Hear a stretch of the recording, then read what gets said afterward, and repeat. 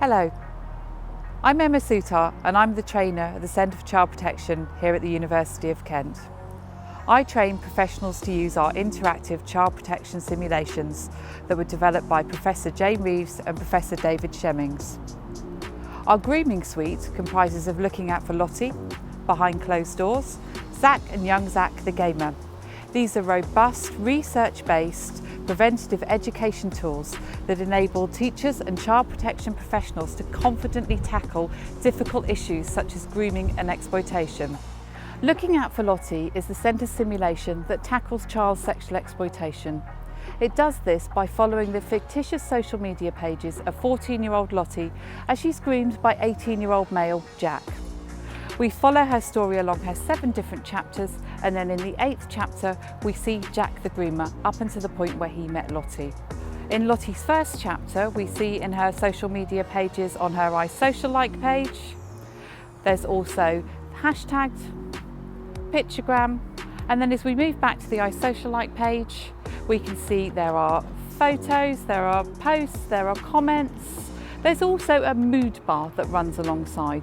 The mood bar enables a conversation about what's happening online and what's happening in people's personal lives. There's crucially the private messages where we pick up on some of those early indicators of Jack grooming Lottie. Looking at WeTube, we see Lottie's video diary entries. Some of these videos are public, some of these videos are private. It allows insight into Lottie's world. Here we see Lottie before she's going to the under-18s disco. I've literally nothing to wear.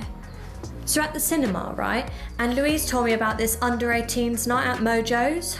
I can't wait. Everyone's going to be there, but I really need to go shopping. Once you've examined all of Lottie's social media, you then go on to answer the questions at the bottom of the page. There are 2 sets of questions. There's a set that can be used in direct work with children, and there's also another set for professionals, which can also be used with parents. When you answer the questions, you then get the centre's response that here's what we think, that gives you more information. These questions were updated in partnership with the NSPCC in 2018, and Lottie was originally developed in partnership with the NHS. And also we're really proud of Lottie. She formed part of a 5-week national childline campaign on healthy and unhealthy relationships, and during that time there were 2.25 million hits to the website. Lottie is widely used in schools for PHSE around healthy and unhealthy relationships, and also about spotting those factors and indicators of grooming.